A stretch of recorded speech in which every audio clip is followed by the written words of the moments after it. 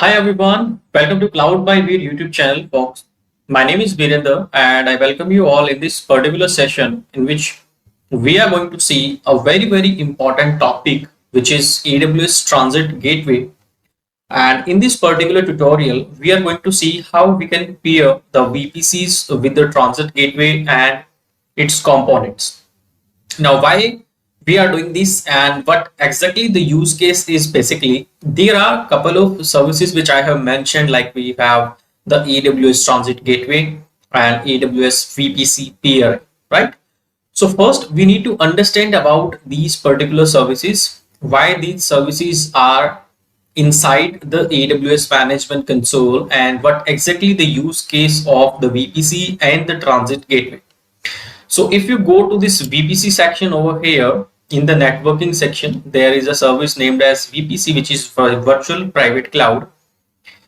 What you can do with this VPC is basically, as a customer, you can create your own isolated environment inside AWS and you can divide that environment according to your use case. Maybe you are creating a multi-tier architecture for your organization, and for that you have a database server, you will have an application server along with the web server. Now you want to put these different types of servers in the different environments. Maybe you would have application server or a web server which can directly communicate to the public internet, and you may have a database server which you want will not be able to directly communicate over the public internet, basically because of the security issues. Now to create this private isolated environment inside your AWS account, you will be using this VPC virtual private cloud service, and inside this, if you just scroll down a little bit, we have an option which is named as the Transit Gateway. We will be talking about this Transit Gateway in this today's session. Along with this Transit Gateway, we have another option available inside AWS which is named as VPC Peering option available. We will be talking about what is VPC Peering, and we will be talking about what exactly this Transit Gateway is and what we can do with this Transit Gateway and with this peering connections over here. You can see over here, this is the console interface of the VPC Peering, and this is the console interface of the AWS Transit Gateway. You can see over here, right? Let's first try to understand that what is this Transit Gateway is and why exactly we are using this Transit Gateway. So first we have this AWS Transit Gateway. Now just try to understand. It is not looking like very good. Let me just open my Microsoft whiteboard. There I will be able to draw as well. Now just allow me a couple of seconds. Now while my Microsoft whiteboard is opening, let me just tell you what is this Transit Gateway is basically. Now Transit Gateway basically, helps all the customers out there so that they can connect their multiple VPCs and their on-premises network through a central hub. What I have said that AWS Transit Gateway is basically helps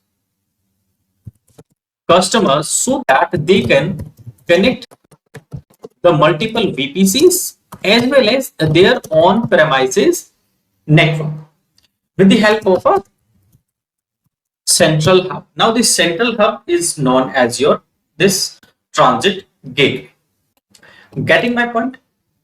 What exactly I'm saying is that suppose this is your central hub, which is your Transit Gateway, and you may have multiple VPCs out there, right? This is your first VPC, this is your second VPC.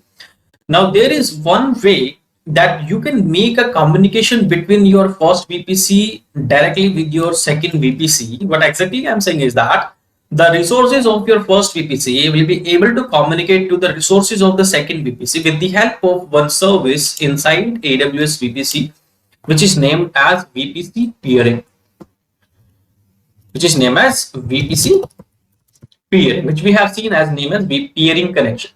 So you can create a peering connection between two VPCs, and then you will be able to make a communication between these two VPCs. Either these VPC can be inter-region VPCs or intra-region VPCs. They can be inside one region, or they can be inside in different regions as well. So we can go in either, right? This is the first way to make a communication between the different VPCs. Now, the second way is that you can create a central hub and you can create a transit gateway, and then you can connect this VPC to this transit gateway, and you can connect this second VPC to this transit gateway. Now, also these VPC will be able to communicate with each other. Now, VPC peering is a suitable option when you have a couple of VPCs. But what if you have hundreds of thousands of VPCs, right?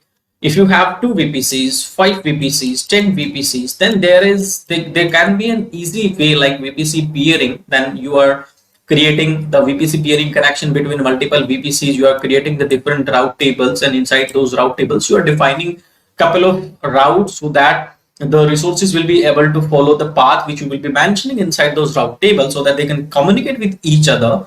But otherwise, the second option is there that organization may have thousands of hundreds of VPCs. So this transit gateway is basically supporting up to 5,000 VPCs connections with the help of a central hub named as the transit gateway. That is the first use case of this transit gateway.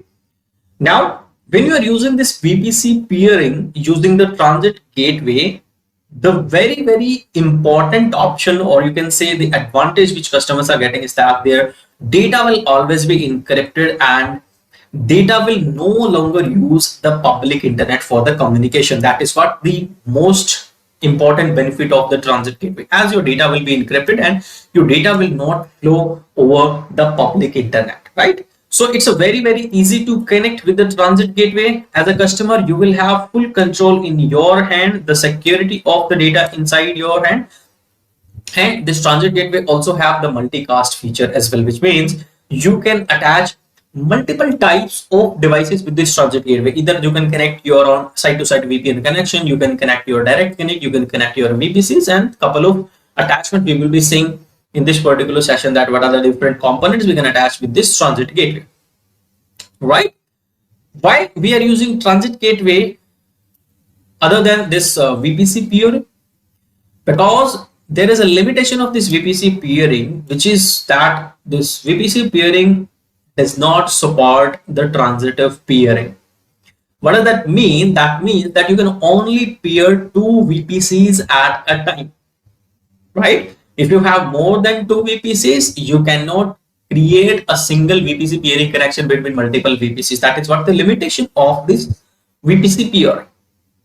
Now, to peer your VPCs with an on-premise network, you cannot use VPC peering, right?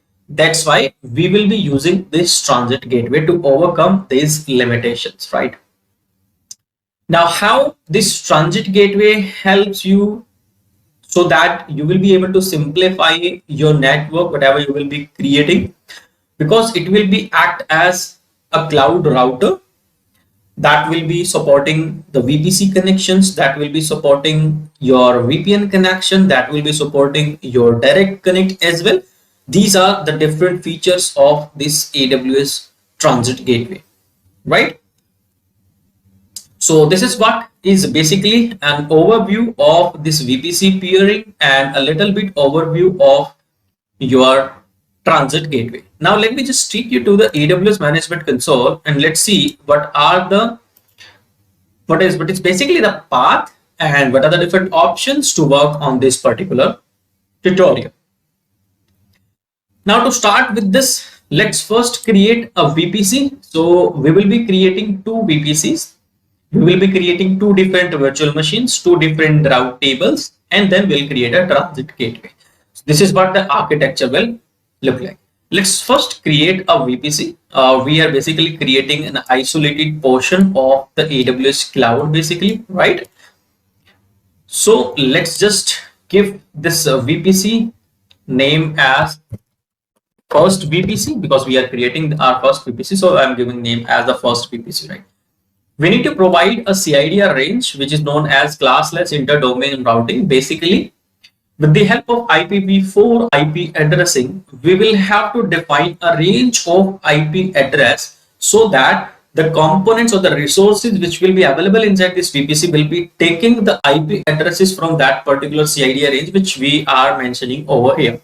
So just for this sake of this particular tutorial, we are taking the same which is given over here, which is 10.0.0.0/24.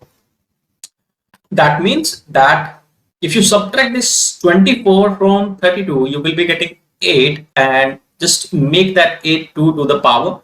Whatever the answer there will be, that number of IP addresses comes under this particular VPC.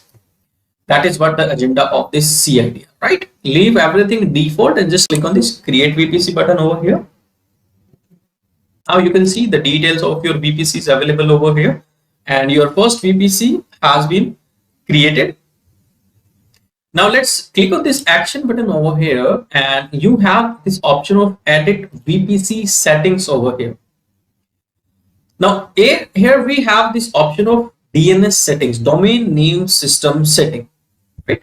So what we need to do, we need to enable this DNS resolution if it is turned off. So you can also check for this DNS resolution, right? We need to we need to turn on this. It should not be turned off. So this DNS resolution is basically will be determining whether your DNS resolution through this Amazon DNS server should be supported by this virtual private cloud. If you will be untick this, then it will not support this particular by this VPC. That Amazon DNS server will not supporting this VPC. So it should be turned on every time whenever you are creating this VPC. Click on this save button over here. So we just need to check it, and if it is good, then we are good to go to the next step. Now, as we have created this VPC, now we will be dividing this VPC into, we can divide this VPC into multiple parts. As of now, we will be creating a subnet inside this VPC. Now, what is a subnet basically? The subnet is basically, you can say, a part of your VPC which will be containing the range of IP address from the CID range which you have given to your VPC. Now let's see, just select the VPC which is named as the first VPC over here.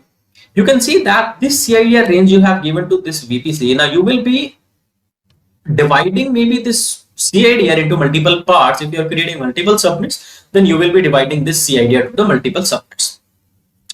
Now let's just give the name to this public subnet as public subnet for the first VPC.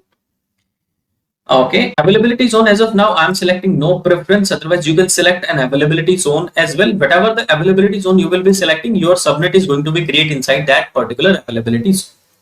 Now this is the CIDR we have given to this VPC. Now from this CIDR range, let me just give 10.0.0.0/25. You can see when I'm putting this 25 over here, 128 IPs, 128 IP addresses comes under this particular subnet. Now, whatever the resources I will be creating inside this particular subnet will take the IPv4 IP address from this particular range. Let's just click on this create subnet option over here. Now we have created this public subnet for our first VPC. As we have created this first VPC, but as of now, this VPC will not be able to communicate to the public internet. Now to make this VPC available over the public internet, we need to create an internet gateway. Internet gateway is a device which we create to give the public internet connectivity to the virtual private cloud, right? So let's give the name to the internet gateway, maybe first VPC internet gateway. Let me just click on this create internet gateway, and let me just click on this action attached to the VPC, and let's click on this first VPC, and now boom, we are good to go. What we have done, we have created a VPC. We want that whatever the resources inside this VPC will be falling after the creation will be able to communicate to the public internet. That's why we have created this internet gateway. We have attached this internet gateway to this particular VPC. How the resources will be able to know that which path they need to follow. right? But exactly I'm saying, suppose, let me just give you a very good use case over here. Suppose this is your server, and this is a very bad drawing which is named as my internet. Okay, this is the internet and this is your server. This server wants to go to the internet for maybe any type of updation, patching, or anything this server wants to do over the public internet, but it wants to connect to the public internet. And this server is inside your VPC, right? The server is inside your VPC. Here is your internet gateway, IGW. Okay, you have created this internet gateway and you have attached this internet gateway to this VPC. Now I was saying that this, after creation of this internet gateway and after attaching this internet gateway to this VPC, the resources will be able to communicate to the internet. That is a very correct statement. But how this server will be able to know that this server first hit the internet gateway, or the request first hit the internet gateway, then it will able to allow to connect to the public internet. So there will be a path that this server should go first to the internet gateway. Hey, internet gateway, I want to go to the public internet, please allow me. This internet gateway will take that request and it will allow that server to communicate to the internet. Just like in our school, we used to say that, excuse me ma'am, may I go to the bath? That exactly what is happening over here. So there will be a route, there should be a route which you need to define, so that this server will be able to know the path or the route that exactly first it will go to the internet gateway and then it will able to connect to the public internet. For that we need to create a route table. Yes, this is the route table, and let's go for the name. The name should be, it should be public RT F VPC, first VPC. Okay, we'll select this first VPC over here and let's just click on this create route table. Wow, very easy, right? You can just click it. You have created the route table, but I have shown you that this server is inside this VPC, and inside this VPC we have created a subnet. So this server basically resides under this subnet only. Now the route which you are creating over here, the route table you are creating over here, this route table should be connected to this subnet only. Only then this server will able to communicate to the internet. So we need to associate this route table to a subnet via going to this subnet association. Click on this edit subnet association and select this public subnet first VPC. That's great. We have connected this subnet to this particular route table. That's a very great thing we have done. Right? Now we will be adding the public route to this route table. We click on this route over here. Now you can see that by default there is some local route available inside this particular route table. There, this is the route 1 which is available by default. That means that to whichever resource or to whichever subnet you will be attaching this public route table, as of now, whatever the resources falls under that particular subnet will be able to communicate only locally via this 10.0.0.0/24. That is what the CIDR range of the first VPC. Getting my point? Click on this add route over here and let's give our route to the public internet, but it should go through internet gateway, which is our first VPC IGW, and click on this save changes over here. It's that easy, right? So exactly what we have done so far. Let me just take you to this whiteboard and let's just create.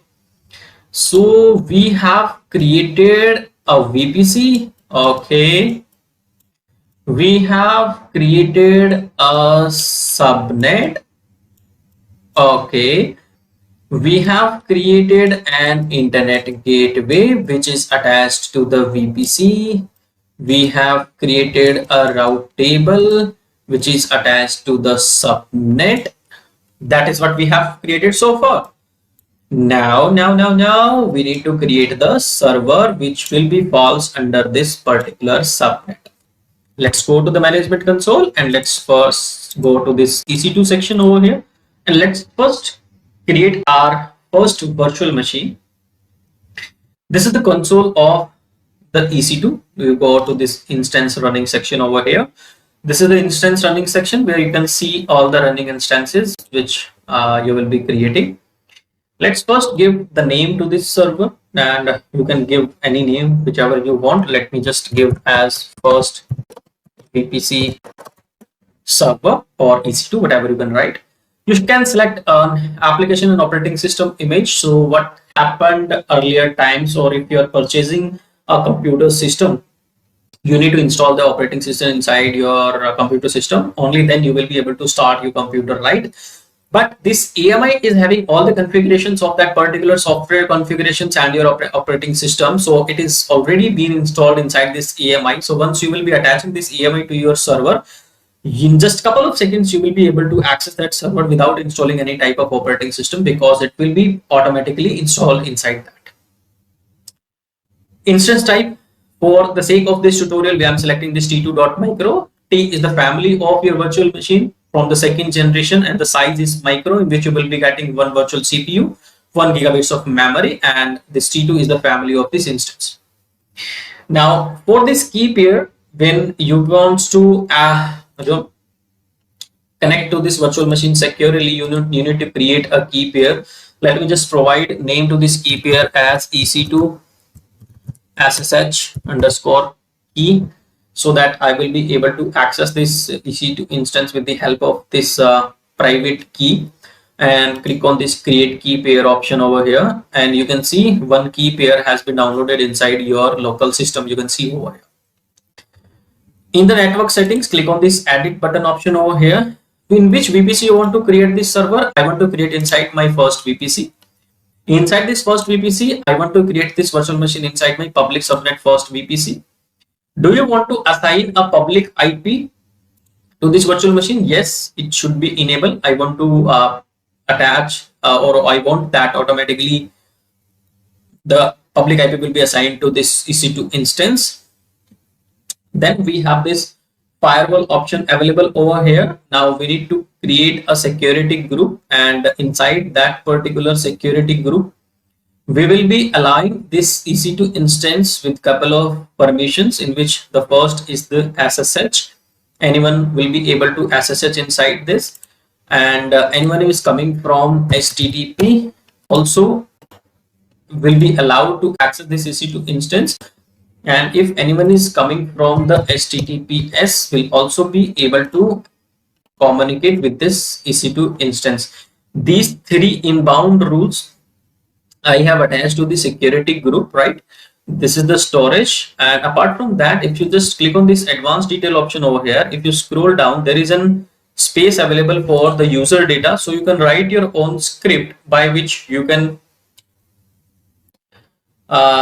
maybe you can automate the process of installing the web servers to your virtual machines. So I have a script which is already written. Let me just go. Yes, this is the no, this is not the script. Let me just see if I have that script or not. It should be there. I think I do not have that user data script. No worries, I can write as well. Let me just provide it the super user. Then let me just provide yum update minus y. Then yum install the necessary permissions. Yum install the HTTPD service. Apart from that,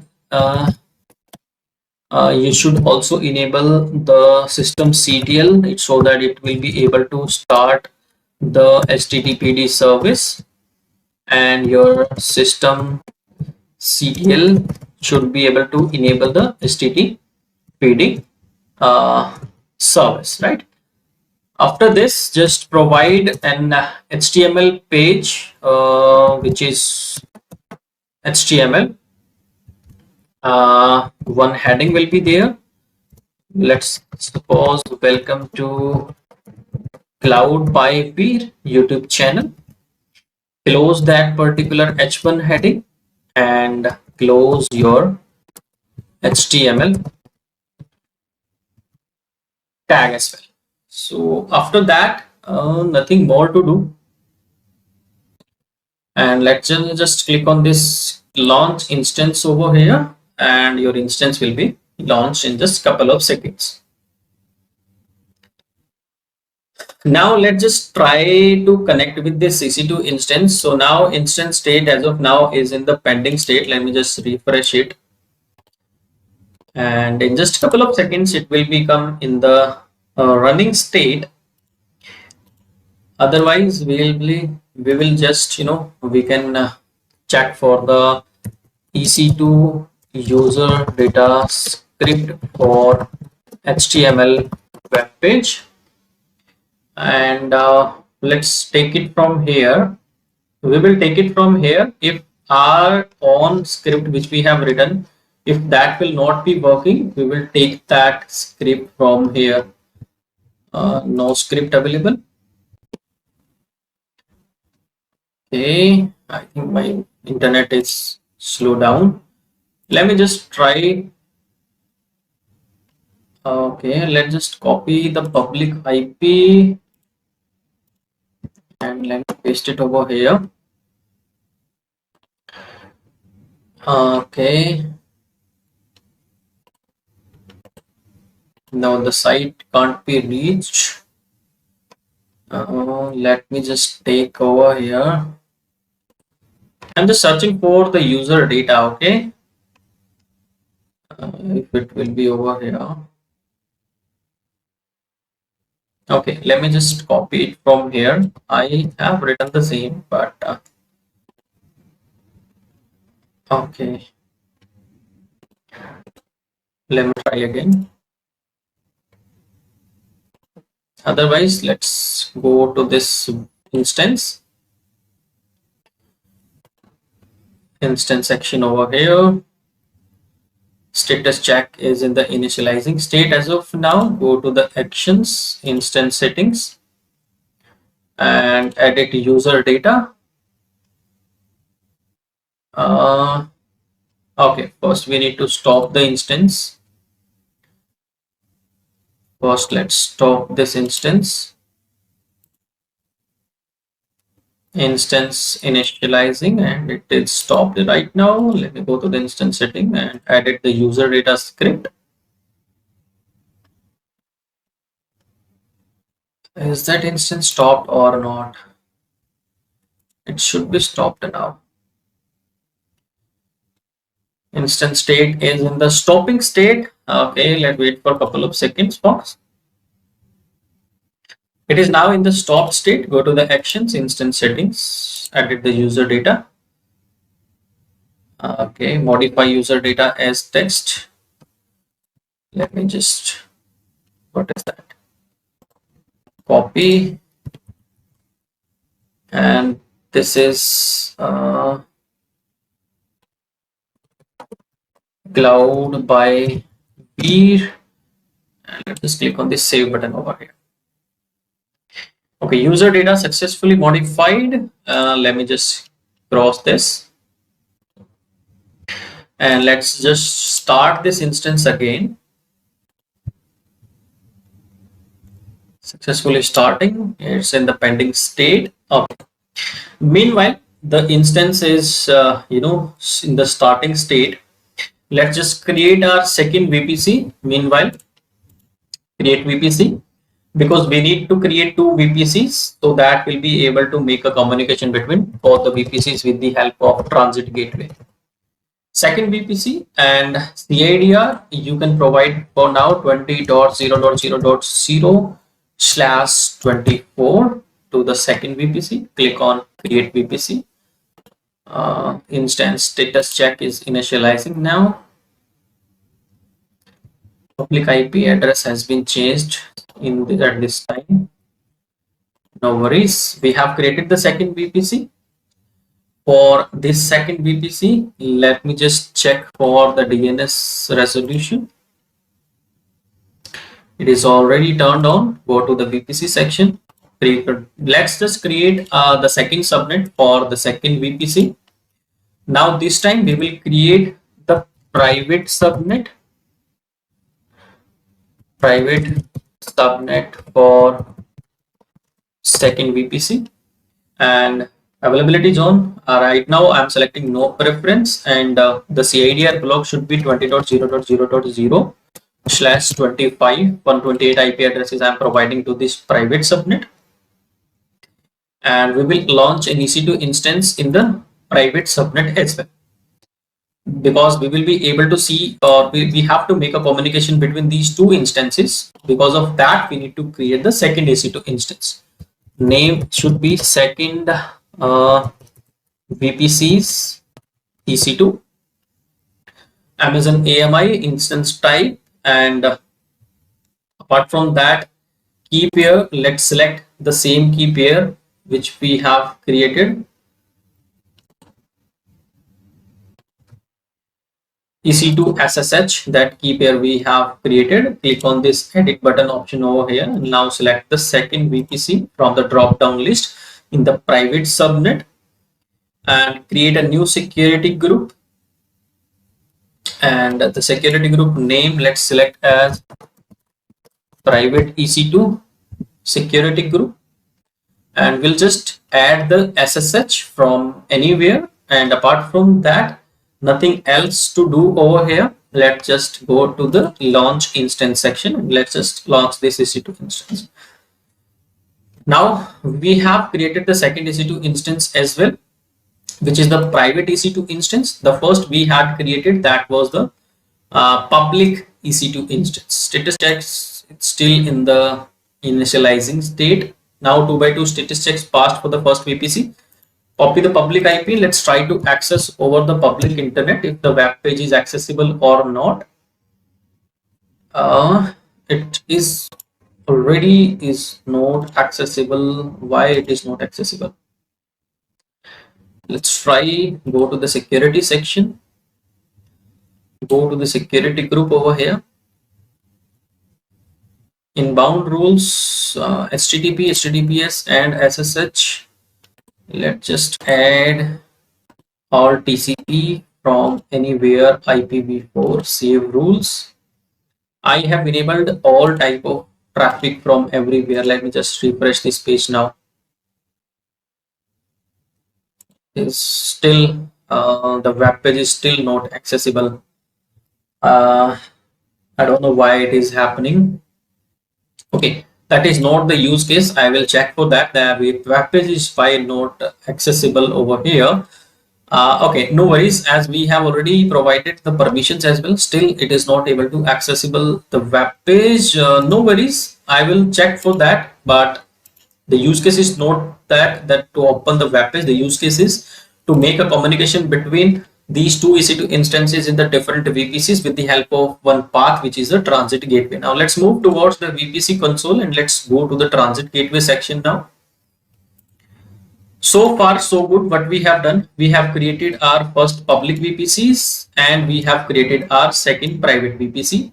We have created our public subnet inside this VPC1. We have created our private subnet inside this VPC2.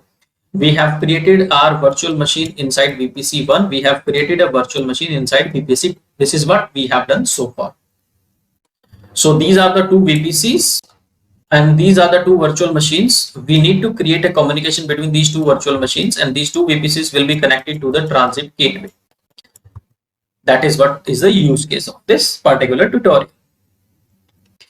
Let's create the transit gateway now, and let's give name as demo transit gateway.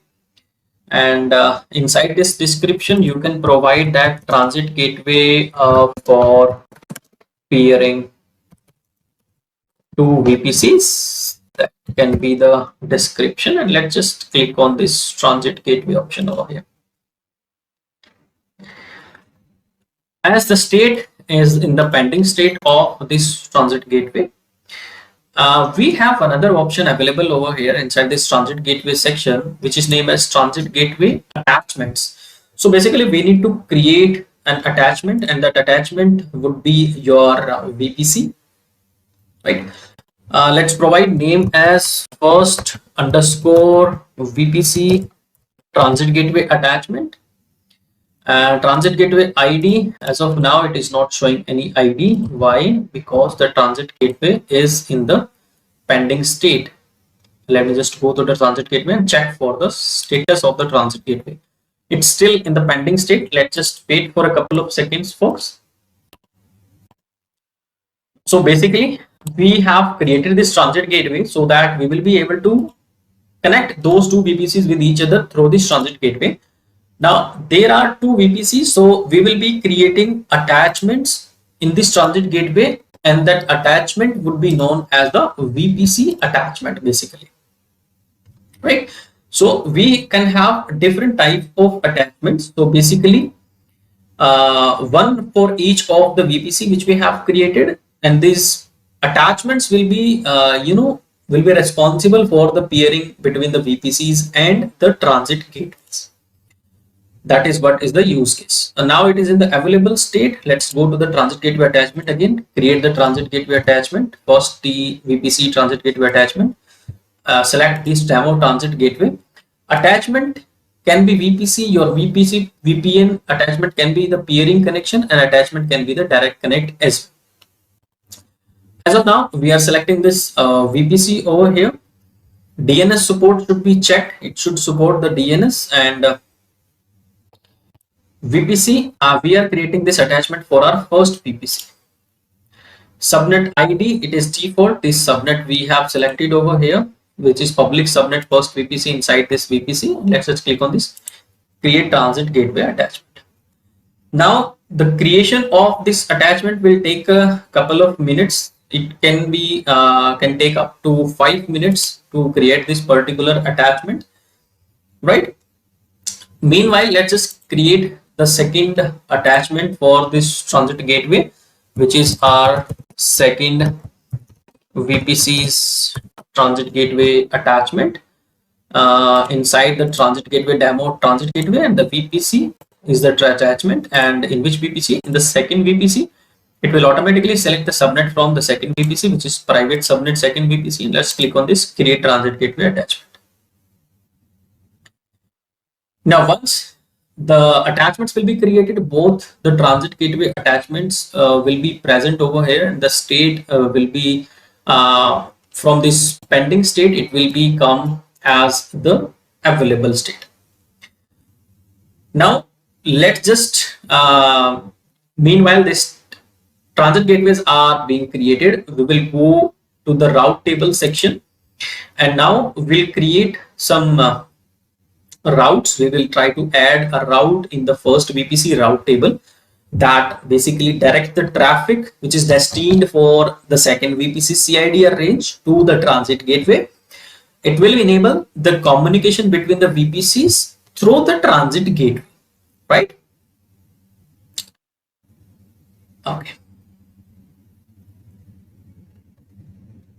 So for the first VPC, we have also created a route table with the name as this public route table for the first VPC, which also has the subnet associated. So the public route table is also called a custom or a non-default route table, you can call it as, right?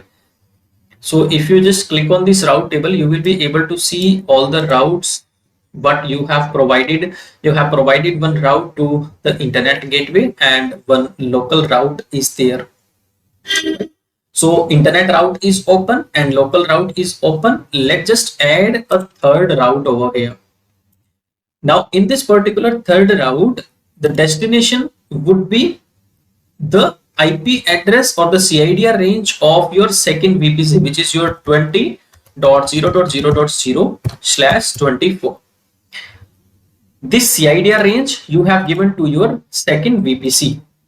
Now This route table, which is your public route table, is attached to your first VPC. You are providing a route to your second VPC so that your first VPC will able to communicate with second VPC through the transit gateway from the this first VPC transit gateway. Sorry, this first VPC.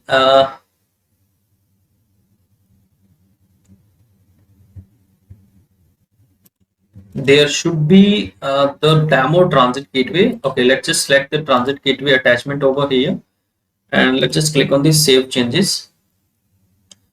So route is 20000 and the transit gateway. Okay, fine. Now we need to add the route in the second VPC's route table. Let's just go to the route table section over here, and where is that route table? Or have you created the route table for the second VPC or not? Okay, let's just create a route table for the second VPC. Private route table, second VPC, and the VPC should be the second VPC.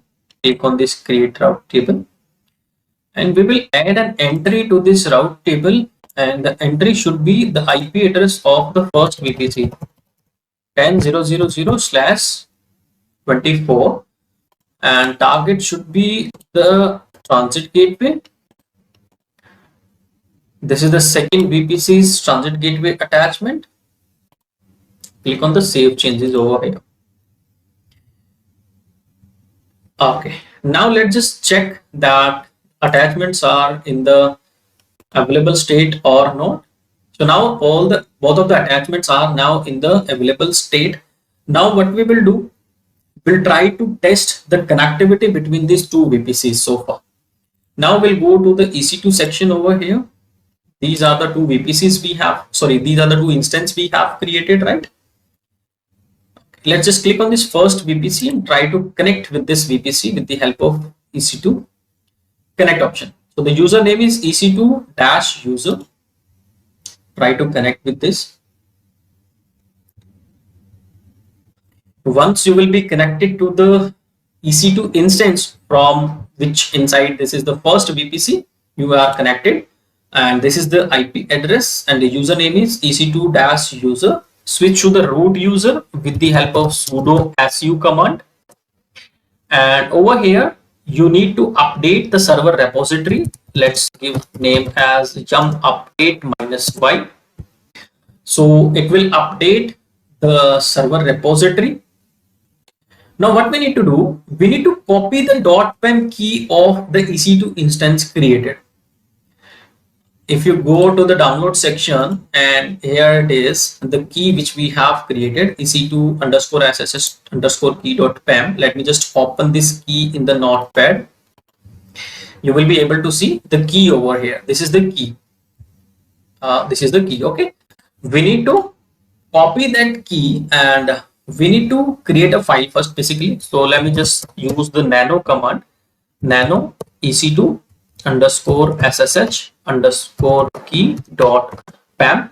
This is the file I am creating, and over here let me just copy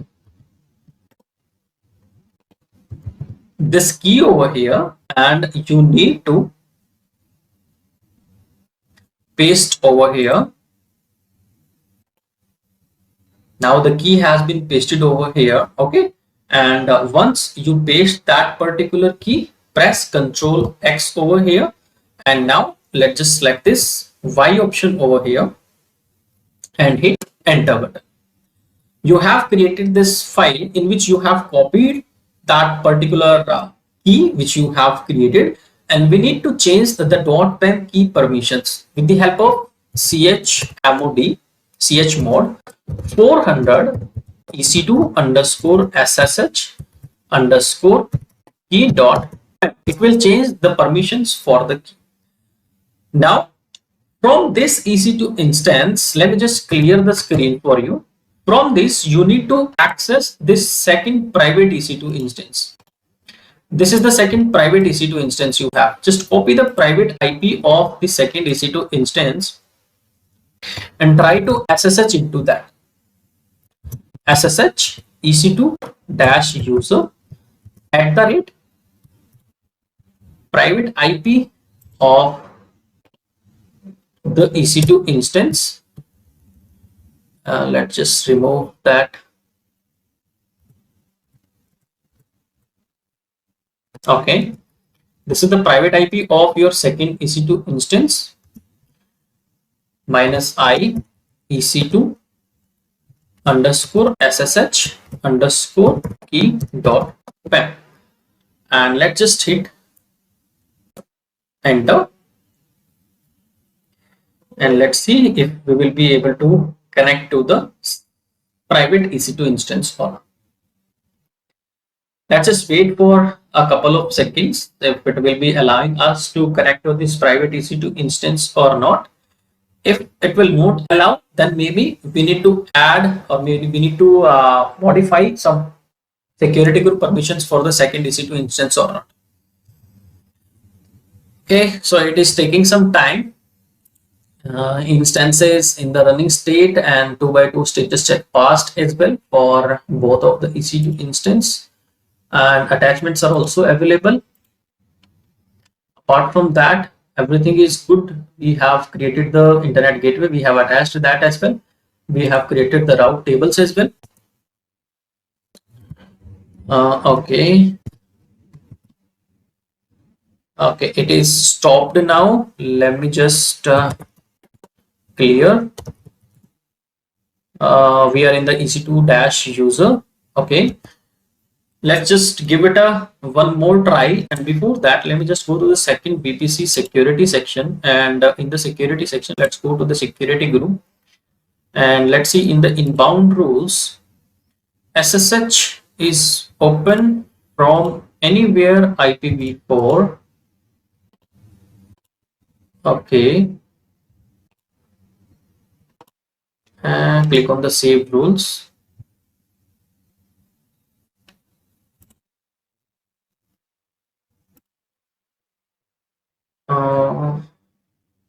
SSH anywhere.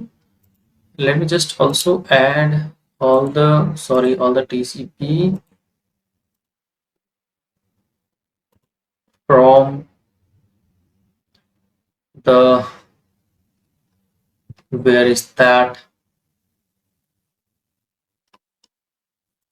anywhere IPv4. Click on save changes. Okay, let's try again. I am SSHing into with the help of EC2 dash user from the IP address of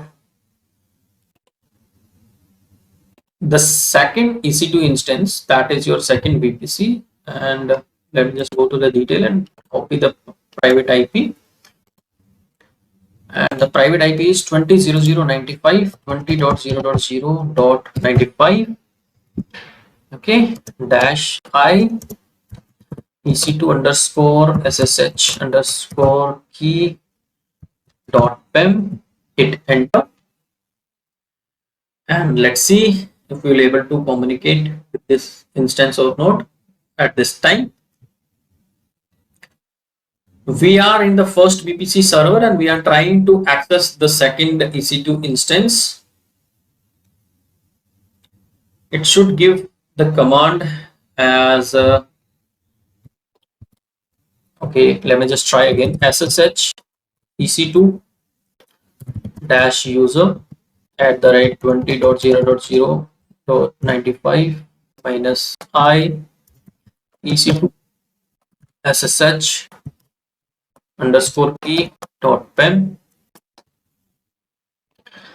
Okay, we need to provide a space. SSH EC2 underscore user at the rate 20.0.0.95 minus I EC2 SSH key dot pem.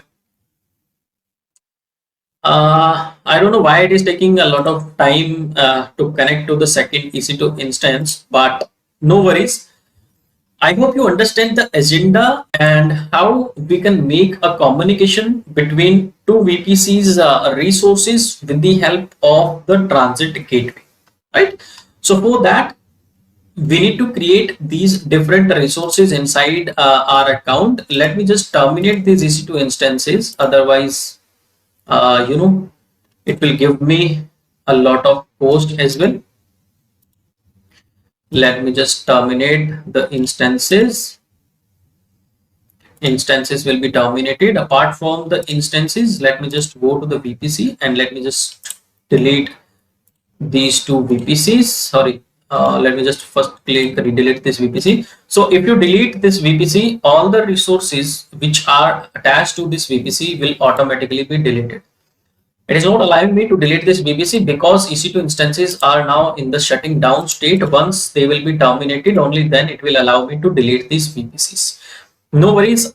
You also make sure whenever you are planning to perform any practical activity inside your AWS account, once you will be completing the activity, always delete all the resources. Otherwise, there will be unexpected charges can be occur inside uh, you know inside your AWS account. This is showing me a network interface is attached, so we need to delete that network interface card as well. First, only then it will allow us to delete the VPC. Network interface currently use a type of transit gateway. Okay, let's just first delete the transit gateway. Okay, go to the transit gateway section. First, delete this transit gateway attachment. Okay, let's just delete the second transit gateway attachment. Now, I hope folks, you got the idea that what is transit gateway, what is VPC, and what is VPC peering, and how we can create this entire architecture so that we'll be able to attach both of the VPCs resources with each other, and we'll able to, access will be able to access the resources with each other in the different VPCs, right? So this is how you can perform this entire activity inside your account as well. And let me know in the comment section if you are facing any type of challenges while you are performing this lab activity. Otherwise, that is it for this particular session. Thank you so much for watching this session. If you have watched this complete session, and we'll see in the next lecture with another use case of the Amazon Web Services. And meanwhile, thank you so much for watching. Just subscribe my channel and like the video, and please share with your folks as well, so that everyone will take advantage and everyone will able to understand the transit gateway, how this transit gateway can play a very important role in this AWS architecture, so that we will be able to make a communication between the different components of the VPCs, right? Okay, go to the transit.